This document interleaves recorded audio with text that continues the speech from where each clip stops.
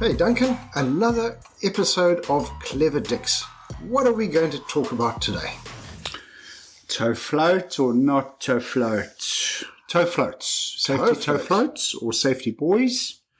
There's a couple of different names for them. And I guess just the good, the bad, the ugly. Are they helpful? Are they not helpful?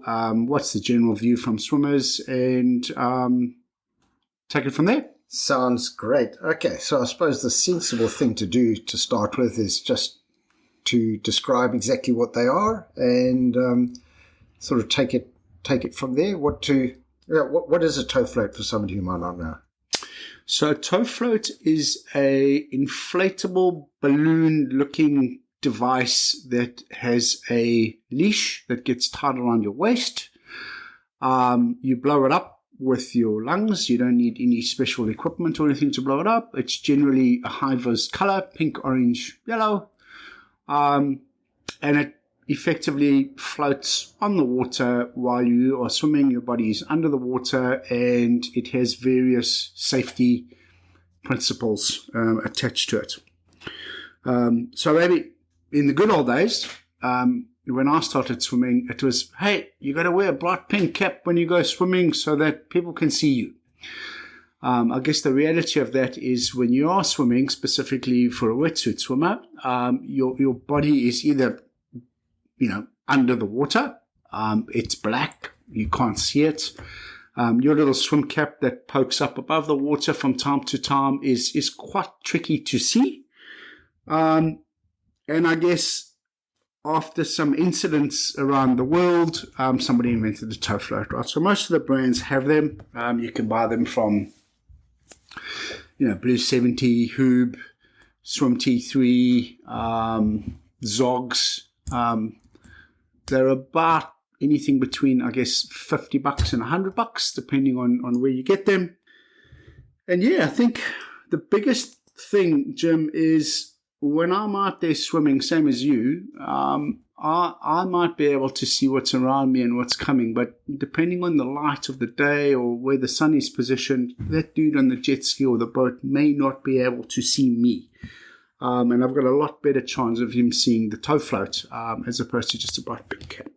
That sounds great. Yeah. So, a lot of them, they'll say on it that this is not a life-saving device. So the safety is all about the visibility, right? Much less about the flotation, although a tired swimmer can hang on to it. It's, if you're unconscious, it's not going to help you, right?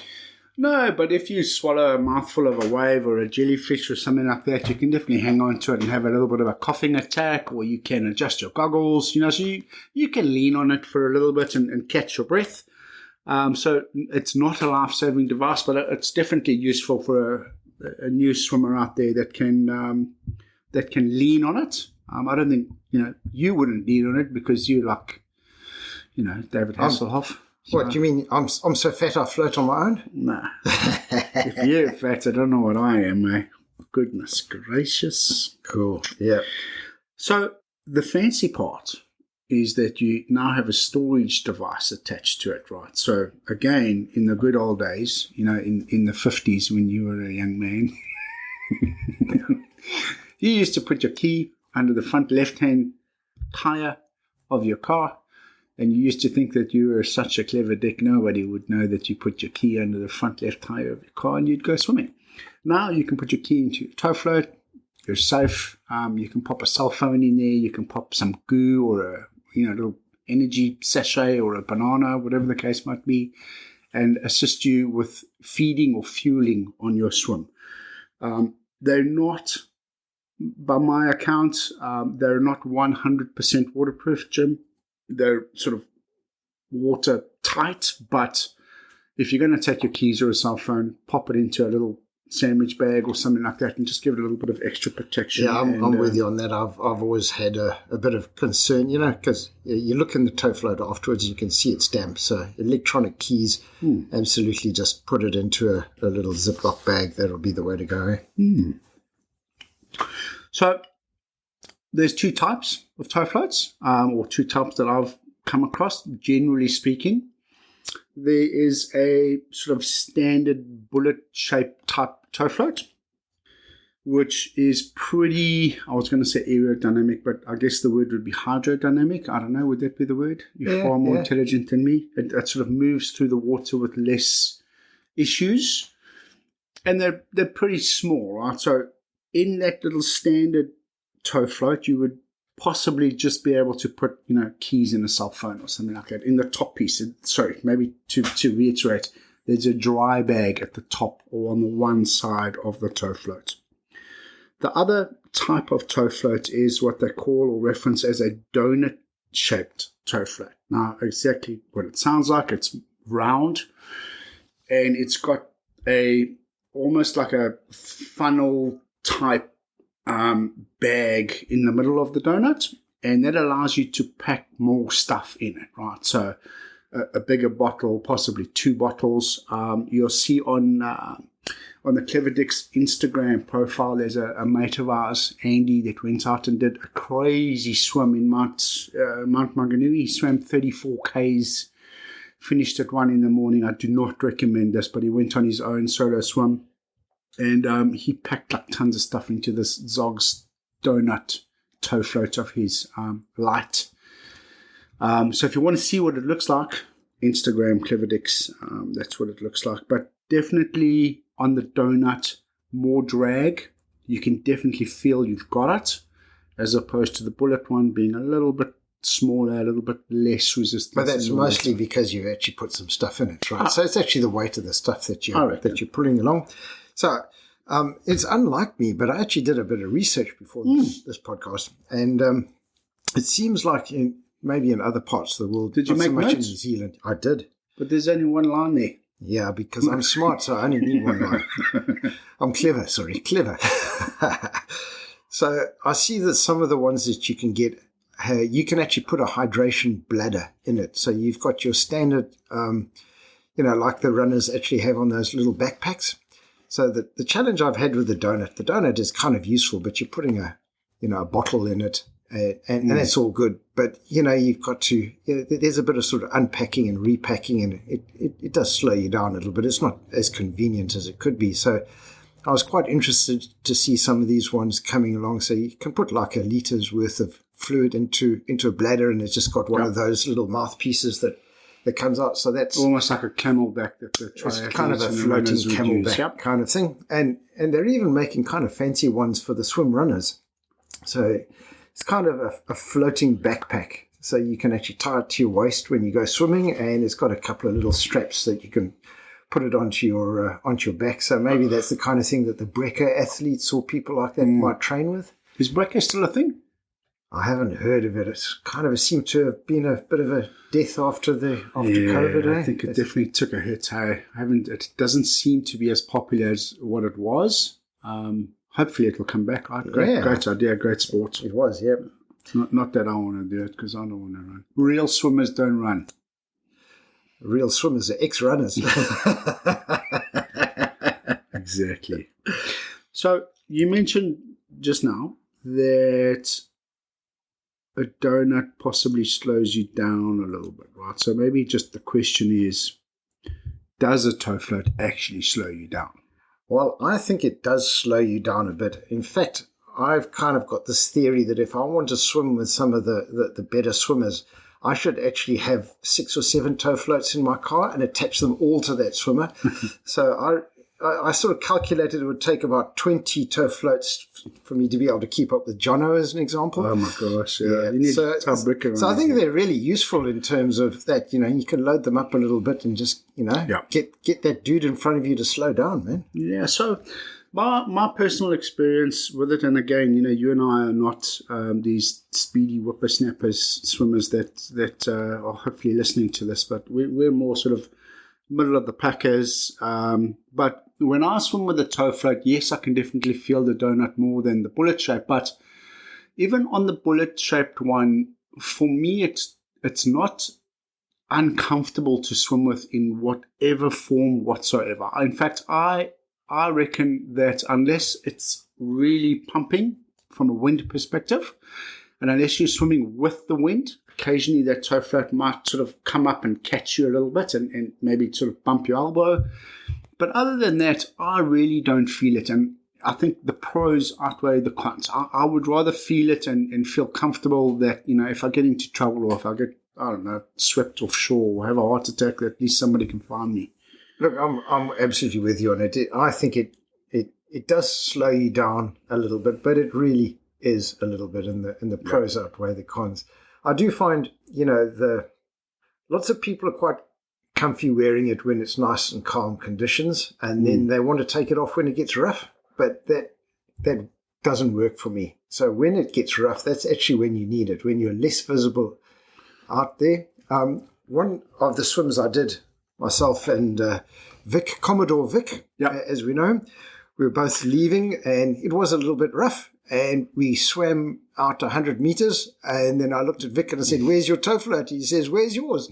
And they were both back on the beach. We'd just been hit by not even a big wave, and the clips had, not all toe floats are created equal. The clips had actually snapped off and just wandered off onto the beach. So, look, fair comment. I think two things.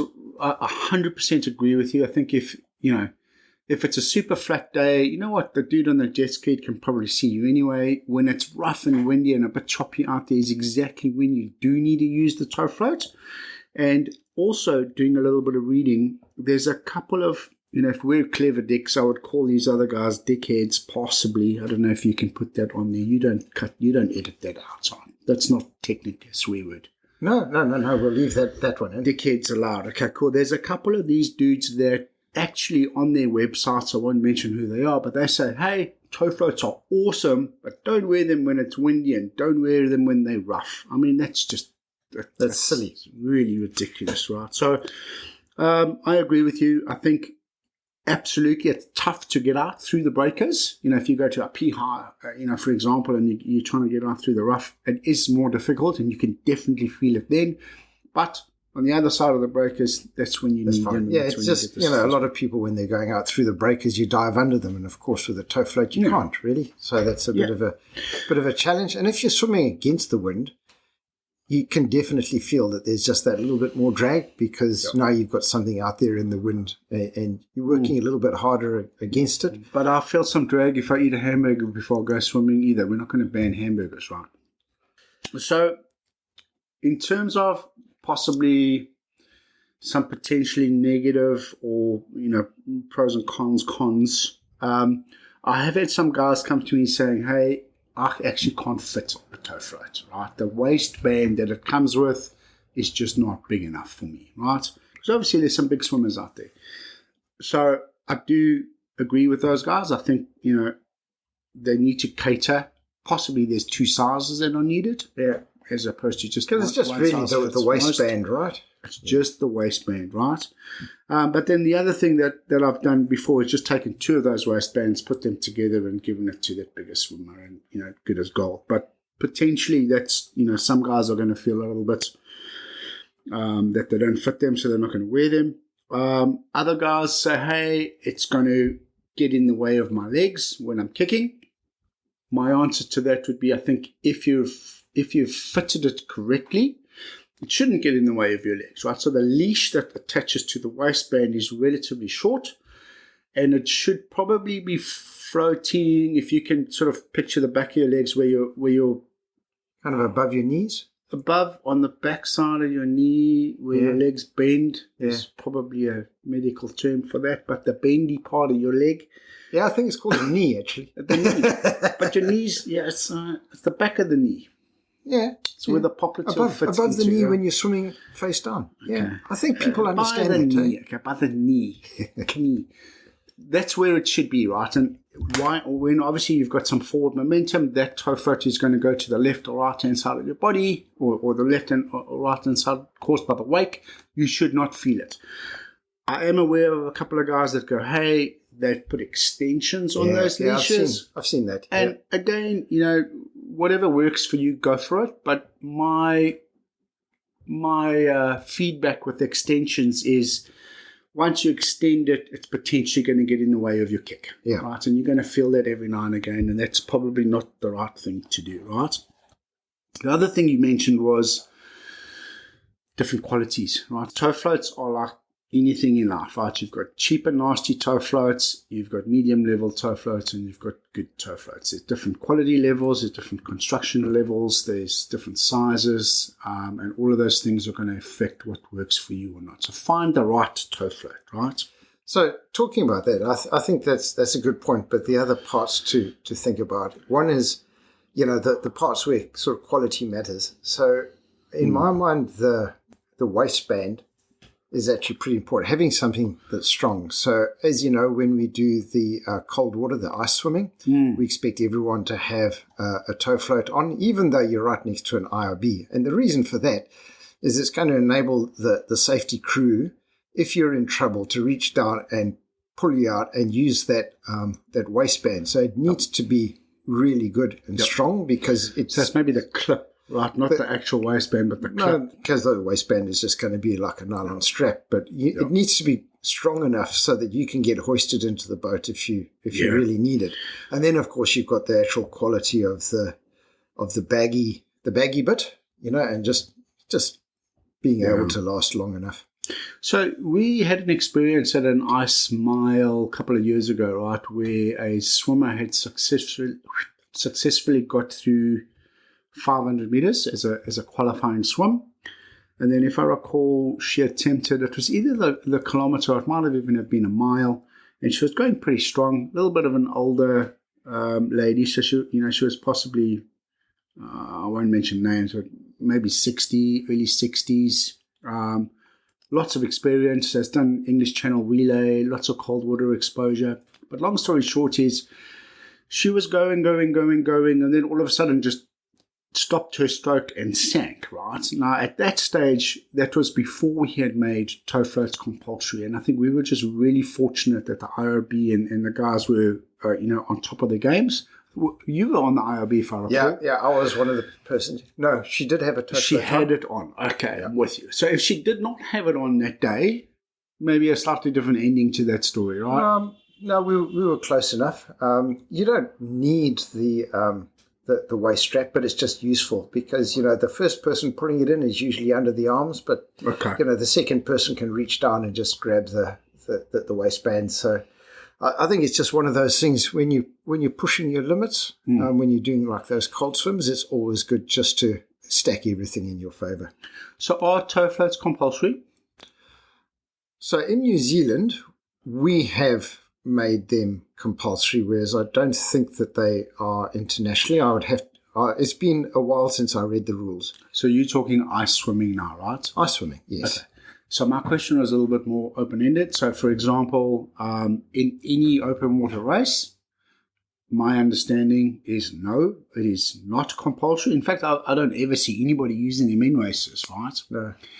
Whereas if I go to the mid-mile, just for reference, for those of you that don't know the Mid-Mile Mile is in South Africa, and it is widely acknowledged and marketed as the largest open water swim race in the world, right? So there's 4 races on the Saturday, 4 races on the Sunday, and at its peak, they would have 18,000 swimmers, right?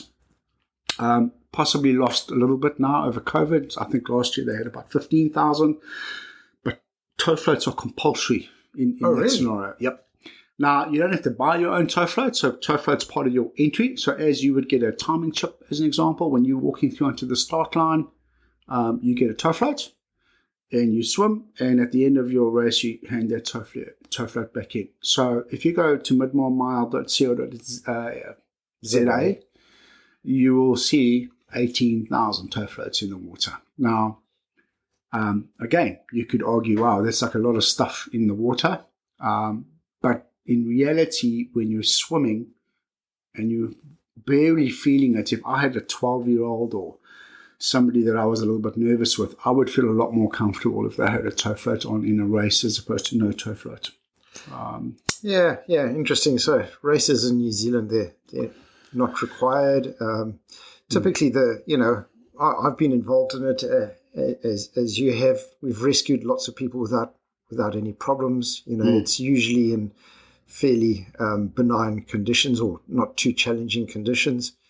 So that's fine. I suppose it's a lot of it is up to people. So I'm not a big fan of putting rules in place that control and limit what people do. I am, though, very much in favor of trying to make it more visible and aware so that people can make better informed choices. On that note, there's different harbour masters in New Zealand, correct? Each That's correct, port, yeah. or each area, region, or whatever it is, has got a harbour master.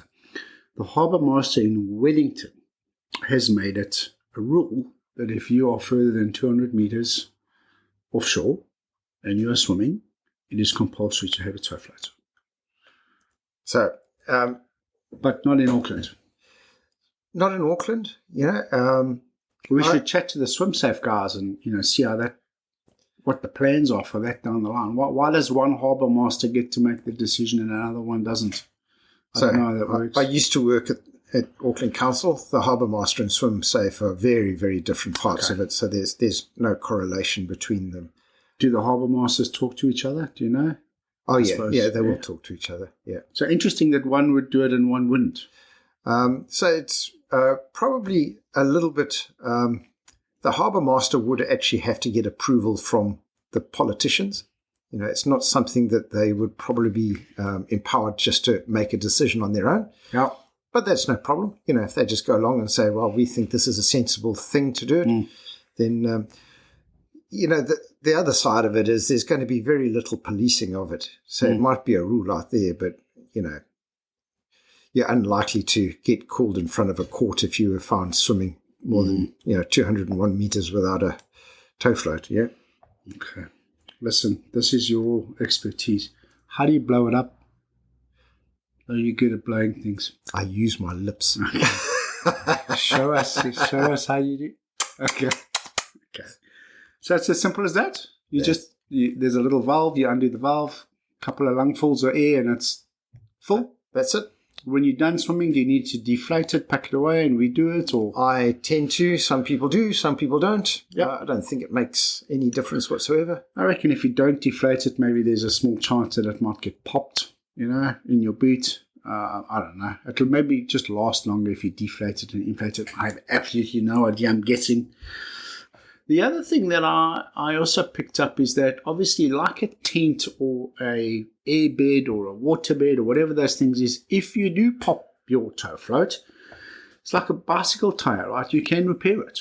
So it's not like you need to just, throw it away and go and spend another $70 on a new one. You can actually just repair it with a little bit of glue and a little bit of a little patch, and Bob's your uncle, you're back in business again, right? So that's something that I haven't seen in New Zealand. The guys do not repair it. But definitely in Europe, the guys, they've got tons of little patches on their little tow floats and they keep them going. And Yeah. So one of the other ideas that I picked up from one of our swim friends was putting some contact details and a name on it. So my tow floats have got my name and my wife's telephone numbers. It's a good idea. So I think, it's your in case of emergency numbers and your name. So if somebody finds it lying on a beach, they can call a number and say, I found Jim's tow float. Yeah, What's he that's a doing? great idea. Yeah. It's not just a pretty face, hey? You have a couple of good ideas every now and again. Yeah, well, us 99-year-olds, we've got a bit of experience and we can handle these things, Tow float negatives. We've spoken a little bit of drag in certain conditions. Another one that I wrote down is I swim with, yesterday, in fact, I swam with Sue Sherwin and her crowd. And Sue is just for reference, Sue's done Triple Crown of New Zealand swimming, so Lake Taupo, Cook Strait, Fovo Strait. I think she's done a 2-kilometer ice swim, so I think that's the furthest done by a Kiwi. Female 100%. I think there has been a male that's also done 2Ks, which is Simon Oliver. But she often flips over onto her back and does a little bit of backstroke as a little bit of relaxing muscles and possibly seeing what's happening behind her or where the boat or where the IRB is. Now, when I've got my tow float on, I can't flip over and do backstroke because then it sort of makes a knot of itself. So maybe that's a negative. Getting out in the break, we spoke about with the toe float is often a little bit of a mission. Ice swimming, yep. So I think, there's a cost element to it. But probably the reason it hasn't taken off is just the coolness factor. I think that there's a bunch of people kind of look at it and think, I don't need a toe float. I've been swimming for the last 10 years without a toe float. I'm not going to do it. Yeah, and I think those are the people we just like to convince that it's actually, it's a good thing, and it sometimes makes those on land feel a bit safer about you going out. Like safety belts probably weren't cool back in the 80s, right? 60s. 60s, okay. Sorry. You had your license then already. Okay, colours. The three main colours that you see out there are orange, pink, and probably fluoro yellow. Yeah. I notice you always use a pink one. I've got 2 yellow ones that I'm using at the moment. Thank you. However, yes, when you speak to a number of the safety, the emergency services, pink is probably the most visible one to actually pick up. Yeah. Okay. So if you're really out there for safety reasons. Cool. But I would imagine those 3 colours are all visible. All visible. Pink, I have yellow, seen green ones. I wouldn't swim with one because I don't really see the point. Yeah. I mean, sometimes the ocean's got a bit of a green tinge to it, right? It's just not as sort of eye-catching, as it were. Yeah. And I would imagine that's the same story while, blue or navy or white toe floats don't exist, right? Because they're going to just blend into the sea anyway. Yeah. What's the point? Yeah. Okay. So go for something nice and bright. The other reason why they're probably pretty cool is, and you and I have tried it a couple of times, every now and again we've gone out before daybreak in the dark, and it's pretty cool to put an LED headlamp or something like that into a toe float so that A, we can see each other while we're swimming as the first prize, and B, again, we've got some sort of visibility from shore or boats with a lit up. That's actually the reason I got my very first toe float. I got mine about 15 years ago.